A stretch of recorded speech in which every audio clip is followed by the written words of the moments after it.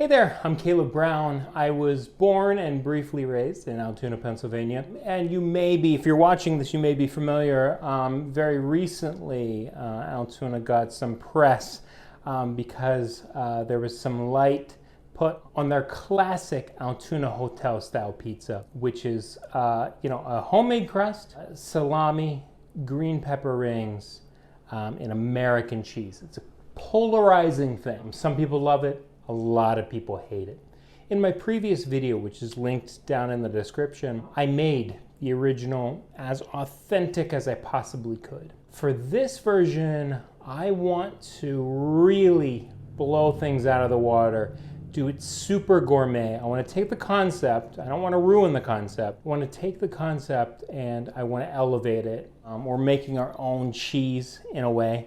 We're changing up the way the peppers are distributed, making our own sauce, things like that. We're changing the crust a little bit. So stay tuned because I think we're going to get a really interesting pizza.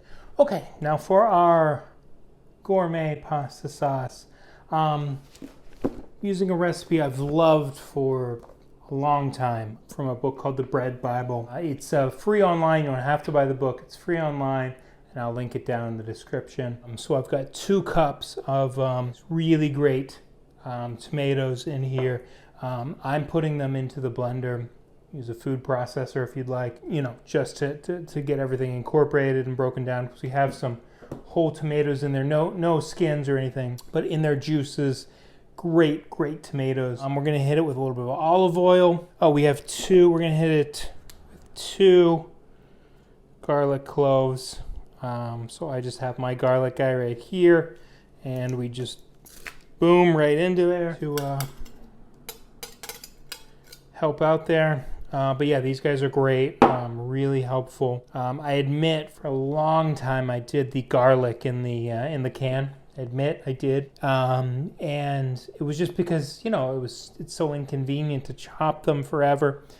This guy really helped me and brought me into the world of fresh garlic, so can't recommend that enough. Here I've got some red pepper flakes, your discretion how much you want there, and a little bit of oregano here. I'm using dried just because I don't know if it's COVID-19 or what, but could not find fresh oregano for the life of me. We're just gonna finish it out with some sugar and salt, and then a little bit of pepper to taste. I'm going to blend this together and we're going to get on the stove. Okay, so, I blended that all together. If all of your ingredients were already, liquefied and you were just adding them together, you don't need to, you can skip that step. And I'm just going to put it right into here and just let that start bubbling up. And we're going to keep stirring. Honestly, it's only going to take us about 15 minutes. We want to get this back down to like maybe a little over a cup of sauce. So we're just going to work all of that out. Like I said, going to take us about 15 minutes. Okay, from our friends at the Bread Bible, I believe her name is Rose, we are going to make a really nice, simple pizza crust. It's perfect, I think, for any pizza. I love this one on the grill, but you can absolutely do it in the oven, which is what we're going to be doing here. So we start out with just some flour. Again, this exact recipe will be in the description. This is an Italian-style flour. You can use an all-purpose flour, and I'm going to add in my yeast, and then I'm going to add in my sugar. And we're just going to do a little whiskey business on that. Now what I'm going to do, so yeast and salt, not the best friends in the world. So what I'm going to do is just kind of gradually add in the salt, and that will make sure that we don't have like extreme exposure, instant full-on exposure with the yeast and the salt. And then I just kind of whisk that around. Okay, and then what we're going to do, now that we have this kind of all put together, we're going to make a well right in the middle of this. Just, not sure if you can see that or not, just a hole. Literally just a hole. Falling apart here because I'm tilting it too much. Just a hole in the very middle. Okay. We're going to add that water in to the middle, and we're going to use this just a regular spatula, just like we did for the other dough recipe. Pouring this right into the center, and we just kind of incorporate it slowly until we have all of the water in there. All right, so I think we have it incorporated there. You can add a little bit of flour if you think it is a little bit too wet, but it should be a bit wet at this point, so don't worry too much.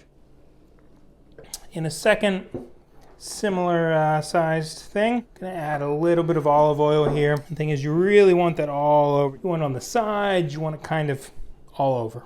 And then we're just gonna use our spatula to sort of ball in our dough here. A nice aroma coming from there. Okay, and then you wanna make sure that you're oiling the top too. Get that all over this guy. We just want to cover him for a good while, at least an hour. 8 hours is great. If you can go longer, that's even better. Just like in the last dough that we made, you know, the longer you're letting those flavors kind of develop, the better. But so that's entirely up to you based on your schedule. Okay, and then I just want to spend a little bit of time kneading our nice dough here. So I'm using, again, that French flour. You can use all-purpose, totally fine. Pretty wet dough we got here, so we have that going down. And then actually, you know what? I really like this semolina flour when kind of doing this kneading stage, just to get a little bit. It has a really nice flavor, really nice texture. It looks like cornmeal, but it isn't. Just like the last one, just about 10 minutes.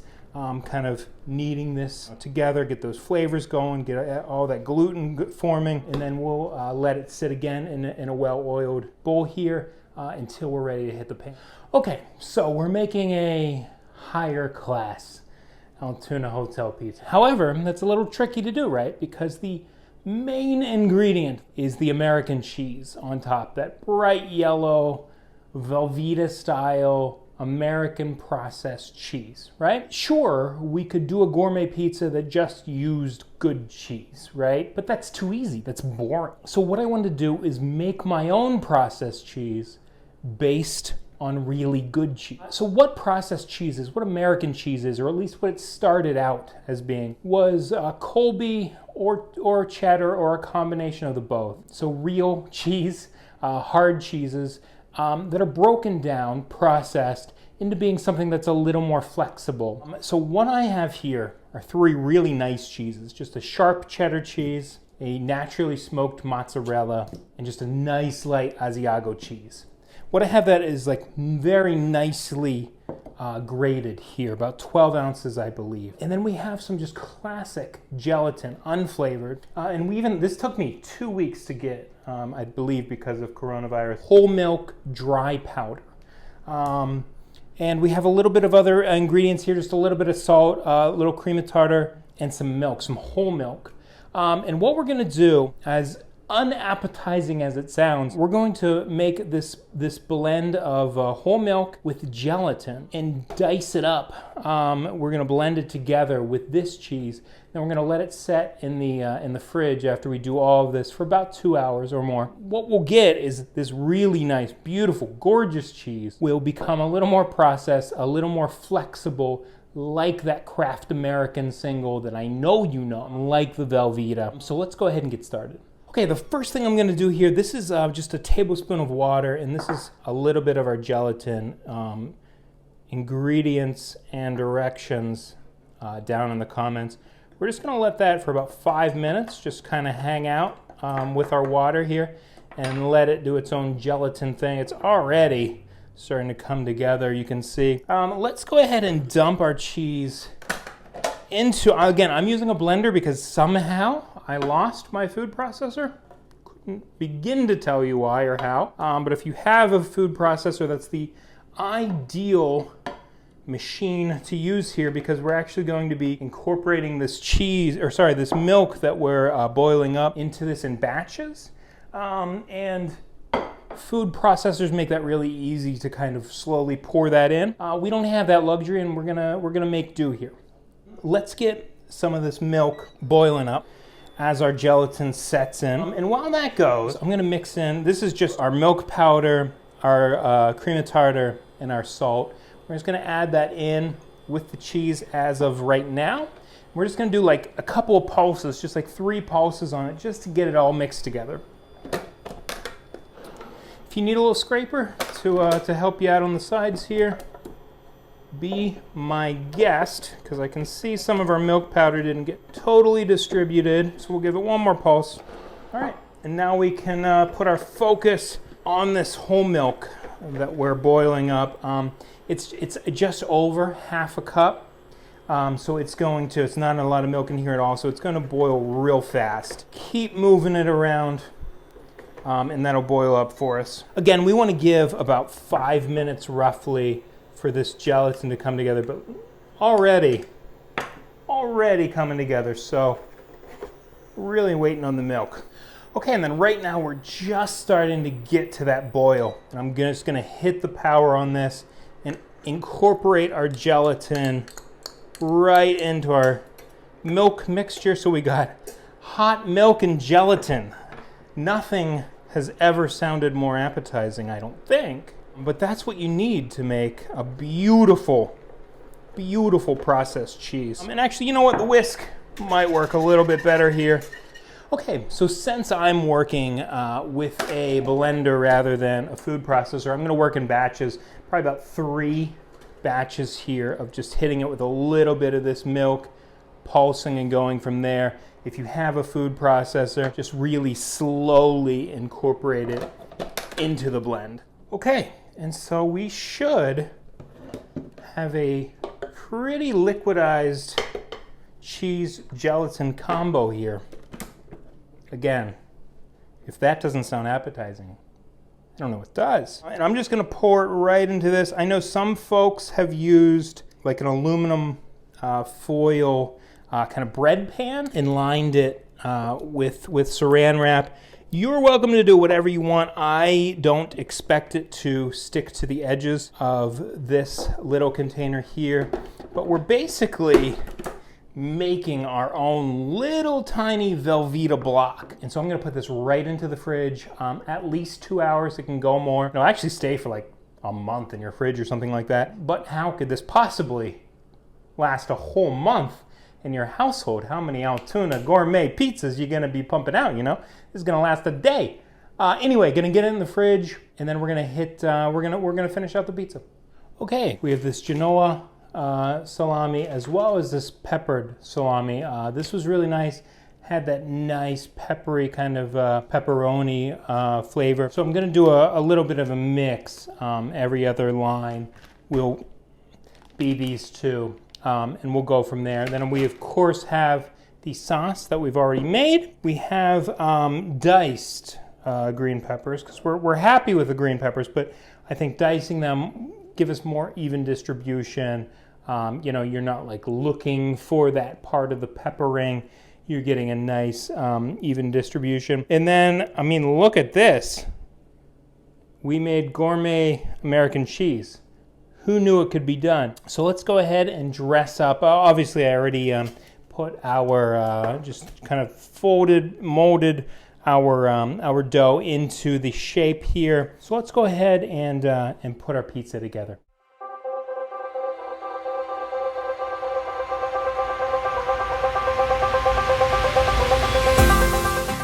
All right, there it is. Let's put this in the oven now. Again, the exact time. I just monitor every pizza I make, each as an individual pizza, but I'll put down in the description how long this took me. Okay, and so what we have here is the sort of gourmet version that just came out of the oven. Here we go. So a lot going on here.